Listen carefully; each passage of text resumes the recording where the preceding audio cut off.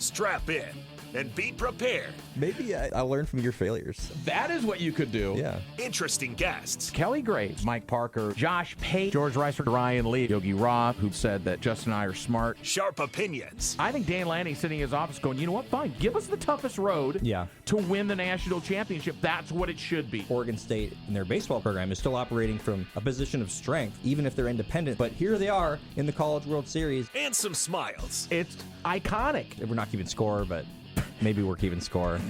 The fastest 60 minutes in sports is on the air. It's Danny Havel. When I wake up every morning, I say to myself, what can I do to make Baby J's life better today? Justin Grossweiner. Have I ever told you, Danny, that growing up I really loved ducks? Danny and Justin starts now on Fox Sports Eugene and Newport. Hello, neighbors, and welcome high atop the Delta Triad, the Crystal Palace of the Bigfoot Beverages Studios in Eugene and Newport. This is the Danny and Justin radio program. We call it the fastest 60 minutes in sports. You can follow us on Blue Sky and Twitter, Danny and Justin, and wherever you pod. If you don't catch this program live from 2 to 3, you can go back and pod it wherever you pod. Just type in Danny and Justin or the fastest 60 minutes, and you'll find us. We're everywhere. We're on Apple, Spotify, iHeart, Odyssey, you name it, we're there.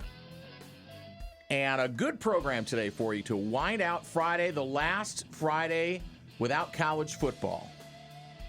Because it starts tomorrow, overseas, bright and early, with Kansas State and Iowa State. We'll discuss that a little bit. We'll have Erik Skopil, the great Skopil Damas from Duck Territory 24/7 Sports, joining us around 20 after the hour.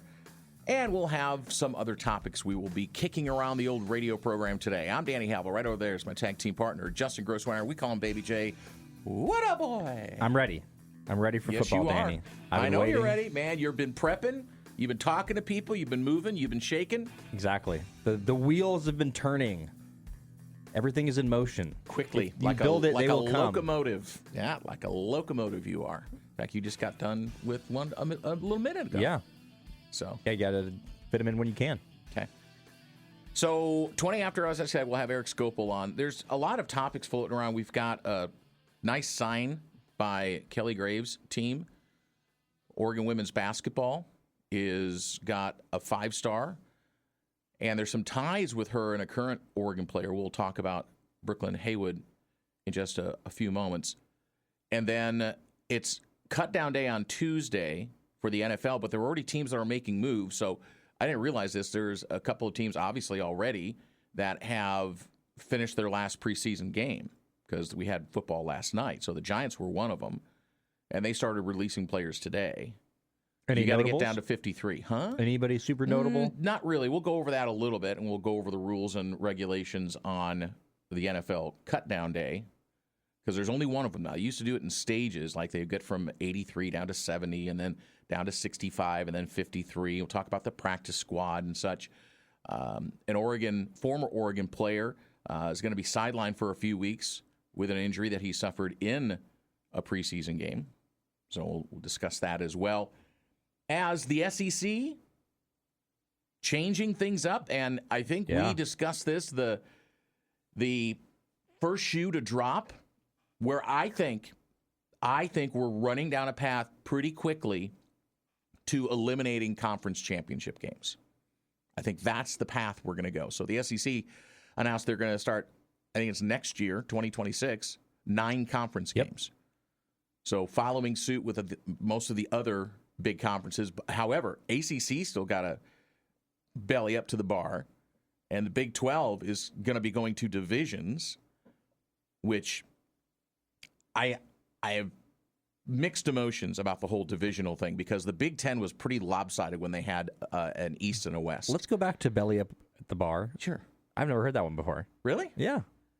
Okay. What does that mean exactly? You just sidle up there, and some people would put their big old bellies. In the context of what you're saying, though, right. what belly are up you to saying? Standing up at the bar, belly up to the bar. Okay.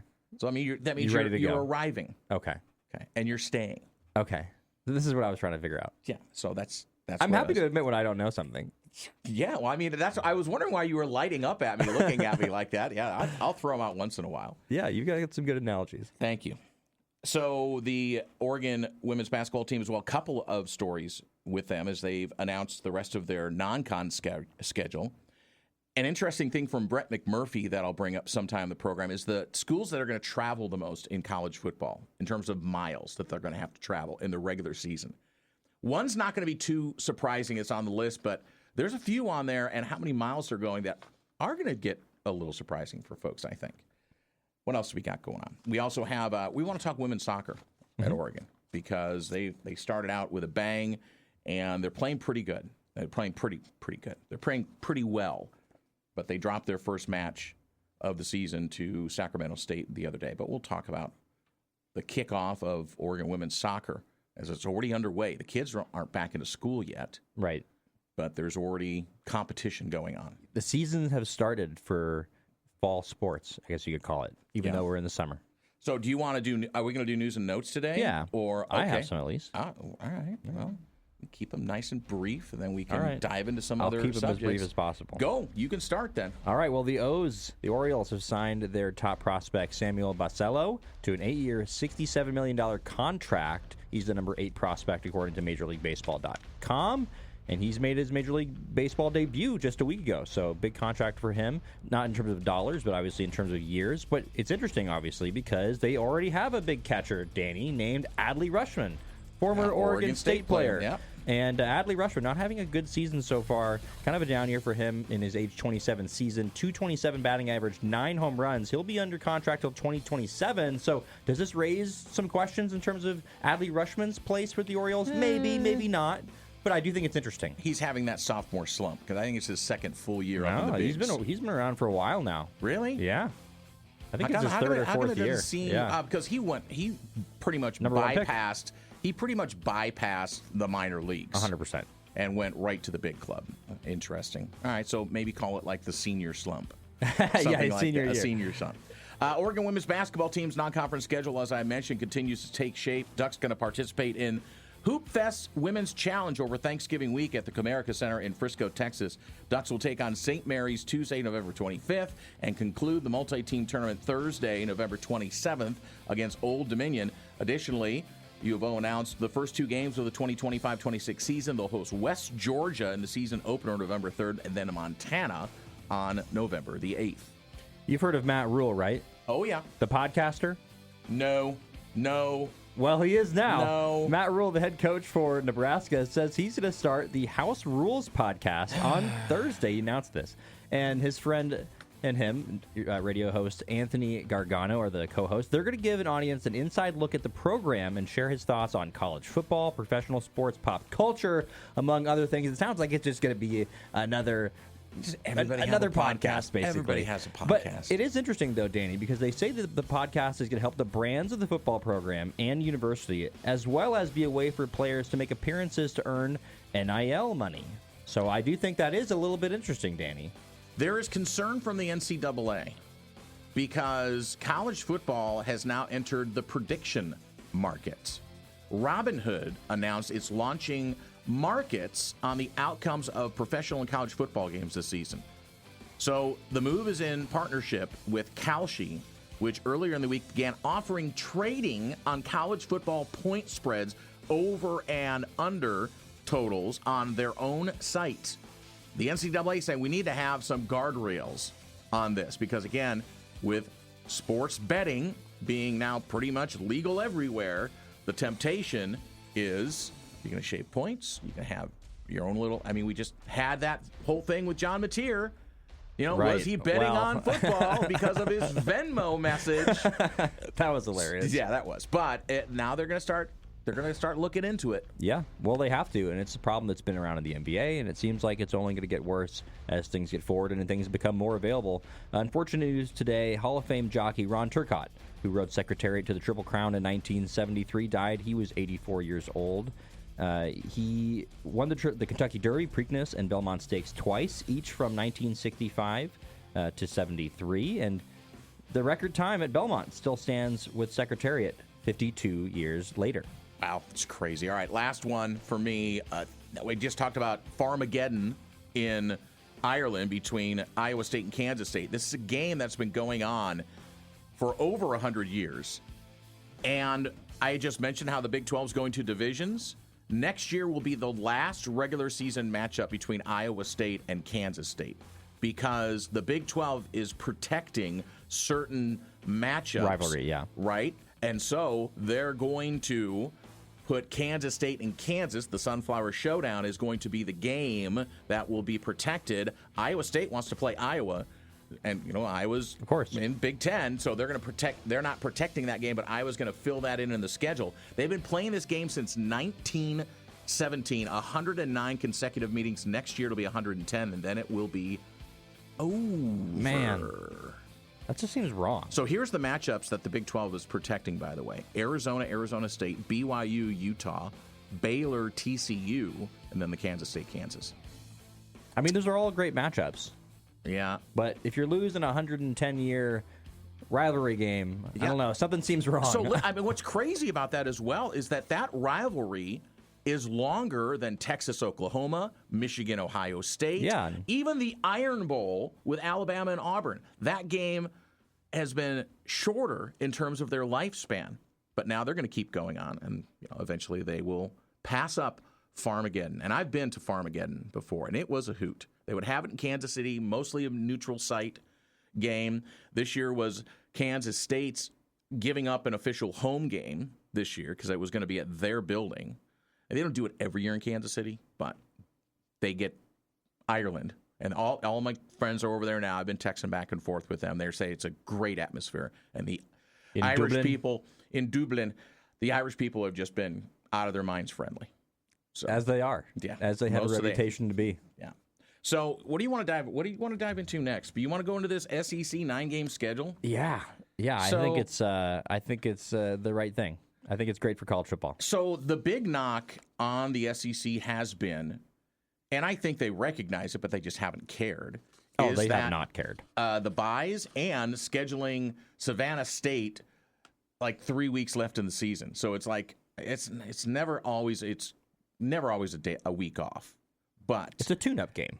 It's not the point spreads are in the 20s and 30s in these games. Right. It's not supposed to be a competitive matchup. Well, what irritated me the most was when you had Jaden Daniels throwing 70-yard bombs against like Georgia, the Georgia secondary school or whatever, and they're going, oh well, look, his Heisman case is so good. Bo Nix, check down Merchant, blah blah blah, and it just was like, look, who they playing? Well, so this is the other thing that Greg Sankey said in a release. This is going to start next year. Is that the SEC teams are still going to be required to schedule at least an additional high-quality non-conference opponent from the ACC, Big 10, or Big 12, or Notre Dame in each season. Now, do you really think that the Alabamas and Georgias of the world are going to try and go out and get Ohio State as they're playing Texas this year, or Michigan, or no? They're going to go try. No. They're going to go try and grab. They're going to try and grab teams that are not going to be. They're going to get like a Wisconsin. Well, yeah, but I mean, historically, Wisconsin's had a little bit of a rough go over the last few years. But of course, Wisconsin has been a very good program. I know what you're programs. saying. I know what you're saying. They're not going to go powerhouse matchups. It's not like the college football playoff is a 14 playoff anymore. It made sense to schedule one big non-conference game because if you did and you won it, then that was your ticket into the playoff potentially. It's what Oregon did in 2021. They almost did, at least, when they won against Ohio State. That was an opportunity for them to get to the playoff in the 14 playoff because they had that big non-con victory. When you have potentially it's going to be a 16-team playoff, you basically don't want to have your teams being knocked down and getting these non-con losses. So why would you schedule an Ohio State or a Michigan or an Oregon when you can schedule, I don't know, maybe a UCLA or something like that, where they're not going to have that top-tier opponent, but it is still going to be a Power 5 victory. 1992 was when the SEC played 8 conference games, and that was when they expanded from 10 to 12 teams when they added Arkansas and South Carolina. The lone exception to the 8 conference game rule was in 2020 when the SEC just had 10 conference games, did not play any non-conference. Of course, everything was up on there. They played 10 games? They played 10 games, did not schedule a non-conference game. I forgot. They just just played, right? Yeah. They just played. Yeah. So I think this is going to be interesting. Now, and we talked about this ripple effect. Big 10 is already at 9. Big 12 now with a couple of divisions, I think they're right on the cusp. I think they already are doing at least 9 conference games. The AC is staying right now at 8. ACC Commissioner Jim Phillips, when this came out today, said the league's not planning to move from its 8-game conference schedule at this time. He says, I like where we're at. We'll adjust if we have to, but some of those traditional non-conference rivalry games that we really enjoy could go away. Well, that's a direct quote from the commissioner. I think that's kind of legitimate. And I think in the South, they still take the A&M school that you never heard of near the end of the season, which it's lopsided. That's where you see the 70-7 scores up on the board. In late November. I do think this is going to move us closer to no conference championship games. And you're big on that. I mean, so I'm okay with removing it. I actually do like a conference championship game, except for this. If we lose the conference championship games and we stay at like 16 teams for a playoff, could we please, for the love of God, move up the start of the playoffs so we're not playing it at the end of January and early February? Please. Right. So you don't like that 2-3 week delay? No, I hate it. And I don't think the players or the coaches or the fans like it. And have those first 2 games on the home sites of the higher ranked team. So those teams get rewarded by getting another home game or 2 possibly, and then spread it out to all the bowls you want to help make money for. Okay, counter to this, what would you think about a conference championship week in terms of you have everybody playing on that week, not just the top 2 teams? That's pretty much the way no, this is what Mims floated This out. is what Like Mims the is 7 floating against out. 7, Exactly. I don't know where there's... And you could have automatic bids at that point if you have, those teams match up against each other. I don't know. Do you really want to watch the 8th and 9th place team go against each other? I mean, no. Okay, so that's what I'm saying. So I mean, they should probably not be eligible to make the playoff or anything like that. No. So that's what I'm saying. So why throw that in there? I might be okay with like a championship game and quote unquote a 3rd place game. I wish they would bring that. I've already said that I wish they would bring that back. A 3rd place game, though. But that's what it would be. If you take 1 and 2 and then 3 and 4, that would basically be a 3rd place game. I could see a team or 2 teams wanting to do it because it gives you an opportunity for another win. And that's one of those things where that week is really interesting because you have teams that have been benefited by not playing in that week. And then, of course, you have teams that they make the playoff or something like that based on what they do in that week. But I always thought that it was really funky with the way that you would have, like, Alabama, who didn't make the conference championship game, and they only have so many losses, and then they'll stick them in over a team that... Well, but that was when it was all up to a committee. Of course, but I'm just saying, all of it without any automatic funky. qualifiers. I just think that the whole thing is, with college football, it's such a... what have you done for me lately? And when you lose is so much more important, I think, sometimes than even how you lose or who you lose to. Because if you lose in the beginning of the season, we forget about it by the time that the playoffs start. So those losses kind of get to the wayside a little bit versus a team that loses near the end of the season and they drop down in the rankings and all of a sudden they don't make it. So I think the biggest prohibitive factor for any of the conferences to get rid of conference championship games still comes down to money. And what people don't realize as these schools, and they travel to neutral sites, it's not a home game technically for anybody, they're losing money. Every one of those schools that participates in a championship game loses money because you have to buy a certain amount of tickets. You have to travel your team there for not just a couple of days, but for an entire week at sometimes, or 4 days at sometimes. And so that expense goes through the roof.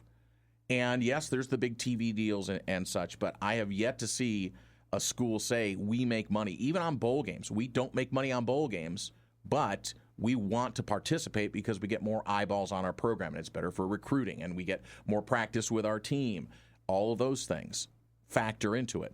However, TV deals are big. I mean, Dr. Pepper sponsoring, Big 12, with the Big 10 and their alignments with corporate sponsors, and then that's where it flows into the bowl games. And that's why we're never going to get totally rid of bowl games, ever, because there's too much corporate sponsorship. Huh? We should get rid of some of them. Absolutely. I think we can cull the herd. They never will. I agree. They never will. They never will do that. All right, when we come back, the great Skopil Erik Skopil.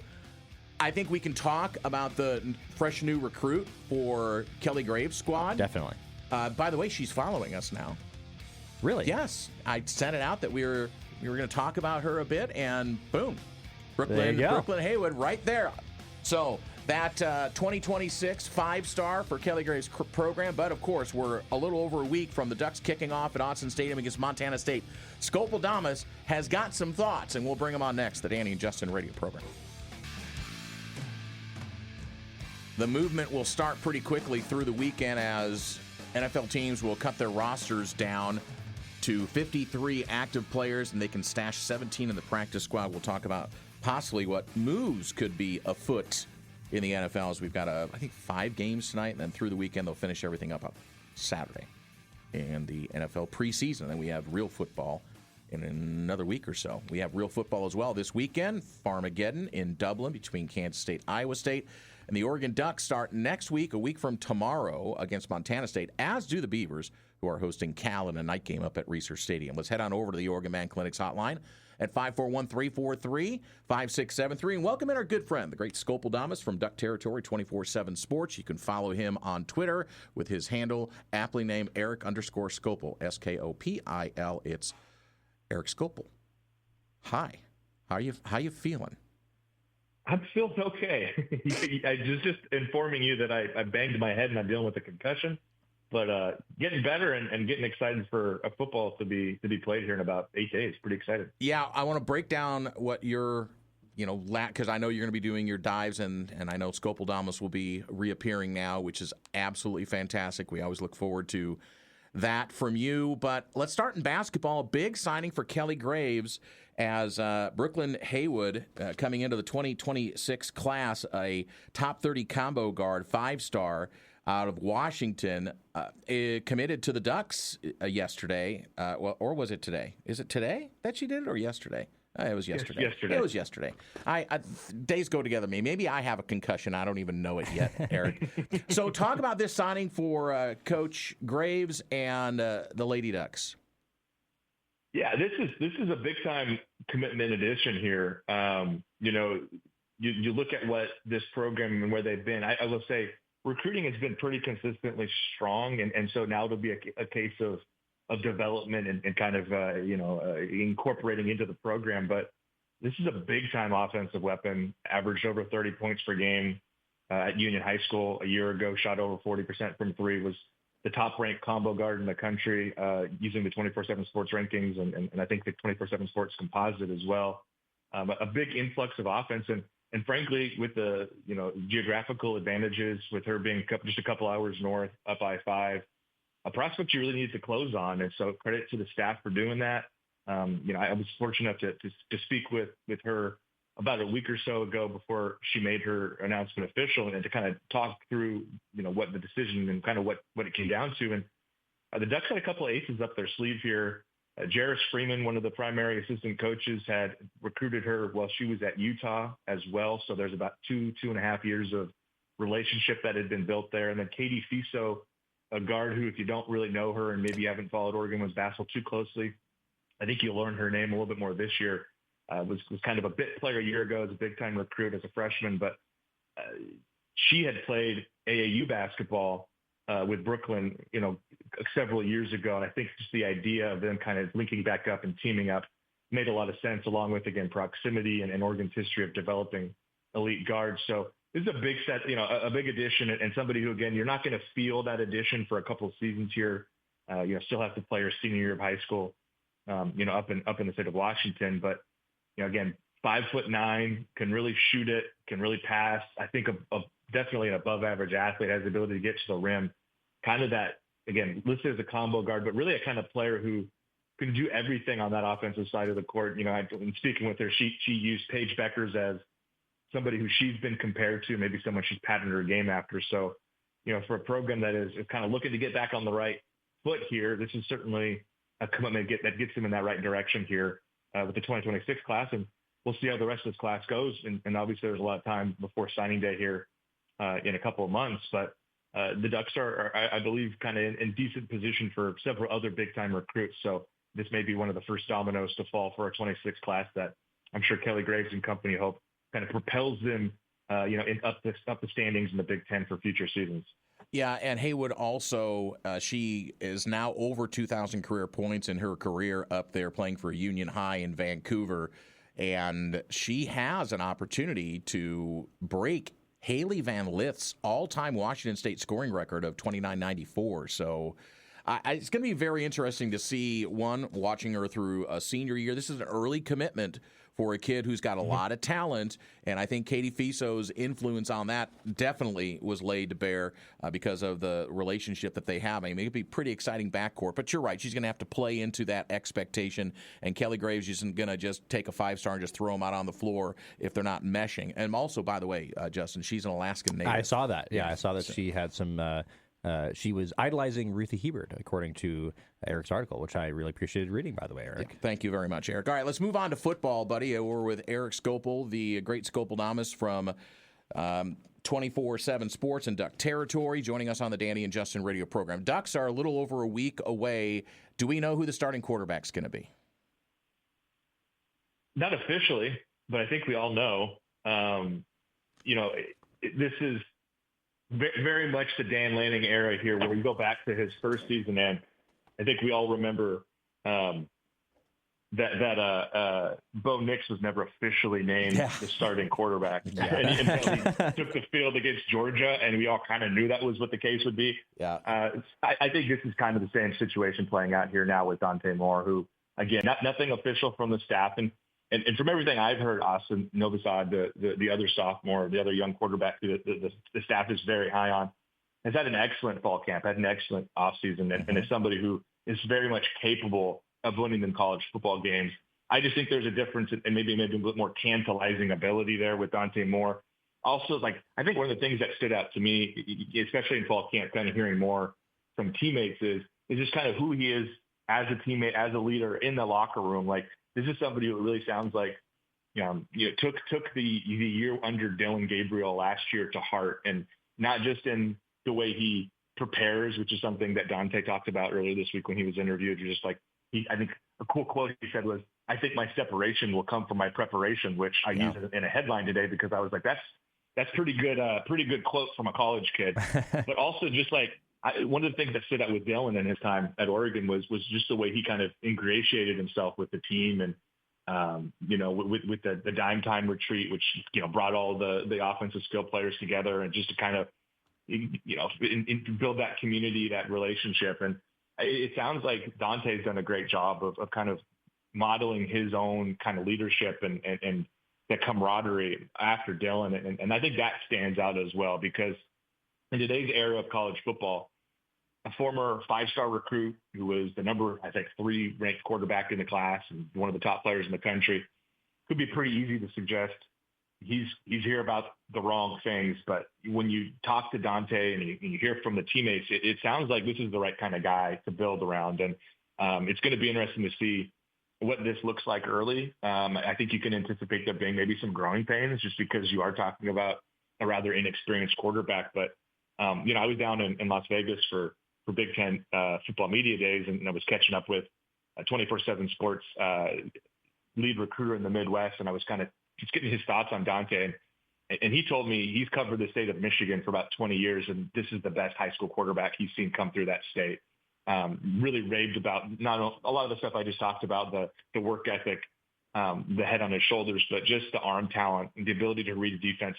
Had the composure as a thing that comes up a lot. This is a guy, it sounds like, who isn't going to be rattled, and that's kind of unique for a young player. So I guess to answer your original question, it hasn't officially been announced, but I think everybody kind of knows where this is going, and I guess we'll see if Dan bucks the trend next week on Monday night in his press conference and announces him as a starter, or if we have to wait 5 more days until the Montana State game to actually see it in person to have clarity. But I think we all know that's kind of where this is headed, even though everybody wants to make sure they give credit to Austin for really a strong competition and for bringing his A game too.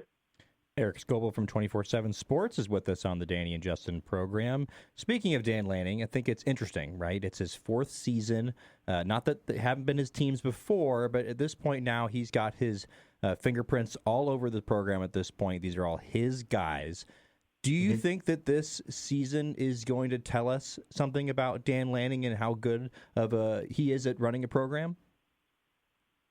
I think the big thing I'll be looking at, and I don't think I'm unique, is just this team's built a little differently in that even a year ago, there was a lot of veterans that he maybe inherited or guys that he brought in from the transfer portal. This year, they've kind of bet on the way they built their teams through their high school recruiting. I think this is going to be an era where it's going to be a testament to the development of some of these younger players. And you talk to whether it be Dan or Tosh or Will or some of the position coaches, and just like they're really fired up about some of these younger players. Like, I think they're pretty upfront. They're like, yeah, we're not as experienced as we normally are. One of the things that stood out for me with Dan talking to him down at Big Ten Media Days was just the emphasis placed on leadership and expanding their leadership retreat to incorporate younger players and players of kind of all ages and all that, just because this is going to be a team that's going to be, I think, going to go as far as some of the freshmen and sophomores, frankly. And it has not been the case here. I've every year kind of kept track of the number of players that redshirt or don't, and just the amount of playing time. Like a year ago, 2 guys avoided redshirt from that recruiting class. And at the time, it was the best recruiting class in school history.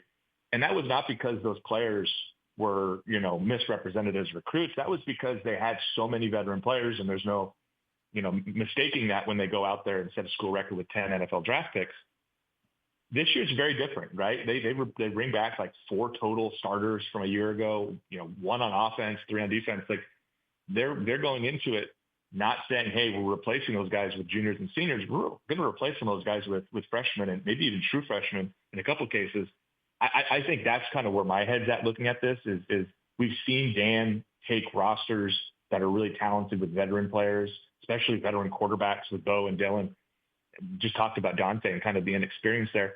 I wouldn't be surprised if this is a season where early on we're kind of looking around going, okay, this doesn't look the way you expect a Dan Lanning coach team to look early. But by the time they kind of hit their stride and maybe mid-October into November, I wouldn't be surprised if this is kind of one of the more difficult outs in college football. So, but that's going to come down to some of these younger players. It's not going to be relying upon, did they hit the transfer portal jackpot? It's going to be, hey, did those 23, 24, and 25 recruiting classes pan out? And I think that's going to make for some really fun Saturdays, especially early as we kind of get a feel for what some of these younger guys can do. We already talked a little bit about Dante Moore, his inexperience. One thing that'll help out an inexperienced quarterback, and just any quarterback in general, is a good running game. And obviously the Ducks have done that over the last couple of years. But I'm just curious to your thoughts. Do you think there's a chance that the Ducks might run much more close 50-50 run to pass this year versus what they've done in the past? I know they've been pretty close. They like to get 250 rushing, 250 passing. I think that's what they say. But do you think that split is going to be pretty close to 50-50 this year, or where do you see that going? That's a good question, and obviously it's hard to know and all that. And even I think in 2023, Bo's last year, I think that the split was actually catered more towards the pass and the run, which is pretty unique for especially a college offense to be that reliant on throwing the football. I do think that, and I just wrote a story yesterday with, quotes from Dan and Will about this running back group. I do think they're going to rely on them more. And actually, I think they're going to rely on them a little bit more even in the passing game. Like one of the things that really stood out in these interviews was DeJuan Riggs, Dink, the redshirt freshman up-and-coming running back, talking about how the slot receiver position may just be filled by running backs a little bit more than normal. And a lot of these guys are dual threat, running back, wide receiver types of talents. And so whether or not it's reflected in the pass run split, I guess I would expect the total touches of running backs on this team to probably go up. And I would expect, frankly, the total touches of the tight ends maybe to increase quite a bit, especially with a player like Kenyon Sadiq. So, and that's something that Will Stein has been upfront with, and even Dan. I mean, Dan, who doesn't really get into game planning or that kind of composition very much. Like he was asked, a week or so ago about, I think it's possible that you guys lean on non-receivers in the pass game more and more 12 and 21 personnel where you've got 2 running backs or 2 tight ends out there. And he responded in the affirmative. So, I think they've got a large group of running backs that they trust and they believe in, Mekhi Hughes being the most maybe pronounced or accomplished to this point. But yeah, I do think you're onto something there with, I don't expect this offense. And part of this has to do with some of the roster turnover when you lose a Tez Johnson and a Trayshawn Holden and even a Terrence Ferguson. And then obviously Evan Stewart this offseason, you're going to have to kind of ready yourself on the fly. But at the same time, I do think it would have made sense regardless probably to rely a little bit more on some of these running backs and some of these tight ends. So again, whether or not that's reflected in the run pass split, I do think you're going to see the running backs incorporated probably a little bit more even this year than the last couple of years. And it sounds like maybe even more of them incorporated than normal. It's been kind of a 2, maybe 3-headed monster the last couple of years. I wouldn't be surprised if you're looking at 3, 4, maybe even 5 guys having a role of some kind, at least early on as they kind of figure everything out. From 24/7 Sports Duck Territory, it's the great Skopil Doms. Erik Skopil joining us on the Danny and Justin radio program. I want to stay on the offense and actually go outside. I'm really high on Gary Bryant Jr. I have been. Justin's been hearing me talk about it all in the offseason, rolling up to this. I really just like his skill set and what he can do both in the return game and obviously he's never really tipped up on the outside in the receiving game, but I think this could be a special year from him. So talking about that, especially with Stewart going down and the things that's going on off the field with Jerry and Dickey and such, is this a great opportunity for someone like a Gary Bryant Jr. to come out and finally shine? Yeah, absolutely. And I look at Gary and Malik Benson, the 2 seniors in this room, as 2 guys who, well, Malik wasn't on the team last year, and Gary unfortunately dealt with injury in 24 and came back and was pretty integral to replacing Tez Johnson, when he missed some time there with that collarbone injury. These guys, this is each of these guys' last opportunities. And these are talented, big-time recruits. Malik Benson was the number 1 rated JUCO player several years ago. He bounced around a couple different places. And then obviously Gary was a pretty big-time recruit in his own right and had a pretty good sophomore season at USC. I want to say that was 2021. I think Gary's leadership is something that stands out, especially based on quotes that we've seen from both Will and Dan, and actually from Ross Douglas, the new receivers coach, talking about the importance of having that kind of veteran presence, that consistency, a guy who knows what to do and knows where to be and knows how to carry himself. All of those things are valuable. And then to your point, just the on-field part, like I think he's kind of underappreciated. I've had these dialogues and conversations back and forth with fans on our message board and on social media recently where I think fans don't really, and maybe because he's a senior and he's been around for a little bit, there's a sense of like, I'd rather they play the younger guys. I just go back to 2023, he was second on the team in receiving snaps. He had like 450 yards receiving. He had probably one of my favorite plays in that whole season against Arizona State, that screen pass where he made a couple guys miss and ran for like an 85-yard touchdown. And then throwing the blocking part where he's probably your best outside receiver in terms of blocking. I don't think he's the quote unquote like sexy name. Like everybody wants to see DeCorian more. Everybody wants to see, Dylan Gresham had that great spring game. People wanted to see Jurion, who's, I don't know what involvement he'll have, if any, this year, or if he'll be on the team. But a player like Brian has a lot of value, and you do need veterans. I mean, I did just talk about the value and importance of getting these young guys ready, but you also do need at least to have some of these veteran voices and presences in these rooms. And I think a guy like Gary Bryant maybe gets overlooked a little bit by the fans, but I think I wouldn't be surprised at all if we get to the midway point. And I still think DeCorian and Kenyon Sadiq are probably your top 2 targets, but I wouldn't be surprised if maybe there's a shift a little bit in the conversation around Gary Bryant, who's, again, I think way more dynamic than people want to give him credit for in the open field. 100% agree. Especially as he does the returning and all that. So he's a guy that is an open space, a threat. And certainly there's some question marks about this receiver room. But I'm just looking at the defense, and I think that there's a lot going on that's really good there. But I don't exactly know what the Ducks are going to get out of their secondary. I think we know that Dylan Thieneman is going to be a big part of that in that safety position. And then Theron Johnson, the transfer, is also going to be and then a big part of that secondary as well. I think other than that, we're kind of wait and see on what we're going to get out of that position. Is that sort of your biggest question mark as well with this defense or even just this team in general, or is there somewhere else that you're looking that you want to see how it pans out? I think the secondary is like a perfect encapsulation of what I was talking about earlier with my curiosity about the youth on this roster, because you're right. They've got a couple of veterans they added in the transfer portal. I think it was, again, it's really integral to bring in at least a couple of older players, who have some experience, who've been through this before. And everything you hear about Dylan Thieneman is this guy's for real. He's one of the heart and souls of the team. He kind of sets the tone with his work ethic and kind of how he approaches everything. But you also hear a lot about how some of these true freshmen and maybe a redshirt freshman or two have really stepped up. And especially at corner, and obviously the position opposite of Dylan there at safety is going to be held most likely by a first or second year player as well. But I look at corner and go, they've got Theron Johnson, they've got Jaleel Florence, and Jaleel's one of my, I used the word curiosity before. That's how I feel about him, because I thought he was a really impactful high-end player as a full-time starter back in 23, missed all of 24 with that injury. What can he be in 25? And part of me also goes, I don't know if it necessarily matters if he's back to 100%, because some of the physical tools you see from a Brandon Finney or an Ife Obadegwu or an Naeem Offord, some of these first and second year players kind of surpass what his upside could be even. And I think that's kind of where I'm at with that position group of, there's a bunch of different names being thrown around here.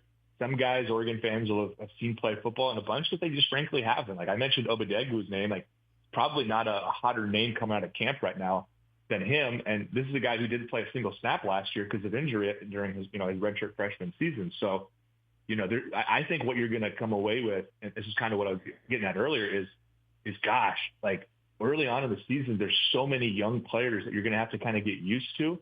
And I think that goes for the fans and also probably for the players on the field themselves of like, this is not going to be a veteran group, but I wouldn't be surprised if we get kind of into the heart of the season and go like, man, these guys are for real. And even though they brought in a Theron Johnson and they got a Jaleel Florence and a Sione Laulea, another, he's a top junior college defensive back recruit a couple of years ago, these kind of older players, like not to say that they aren't able to play, but I just wouldn't be surprised if some of these young players and the cream kind of rises to the top.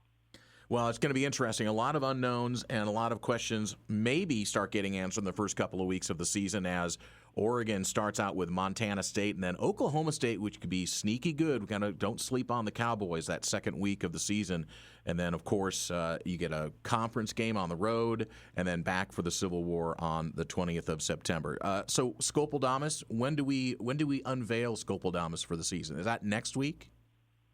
Yeah, that'll be next Thursday, roughly 10 a.m., and that's kind of the staple. Every Thursday, 10 a.m., check out duckterritory.com. You can read my Skopil column, and if you're not familiar, it's just 5 predictions for the upcoming game. I like to incorporate some historical information just to keep kind of listeners and readers, I guess, kind of aware of kind of some implications that maybe they're not aware of. So I appreciate you letting me kind of pimp that one out, because that's something I'm always proud of and enjoy doing. Oh, we love it. That's why it's your nickname. You're always Skopil to us. So go ahead and sign up, duckterritory.com. Great coverage, football and women's basketball. Erik Skopil, Matt Preem's there as well at Duck Territory and 24/7 Sports. Follow Erik on Twitter, Erik with a K _Skopil with a K, PIL. There you go. Thanks, Skopil. We'll talk to you soon, bud. Sounds good. Going to go lay down in the dark room. Yeah, right. You know what? I think I'm going to go get checked out for my concussion as well. We'll see. So take care of yourself, all right? No more opening doors fast. Not going to happen again. See you guys. All right, There he goes, the great Skopil. I can't believe a concussion with a door. That's not when you want to tell your kids, later on. Unless you want to say, hey, most accidents happen in the home.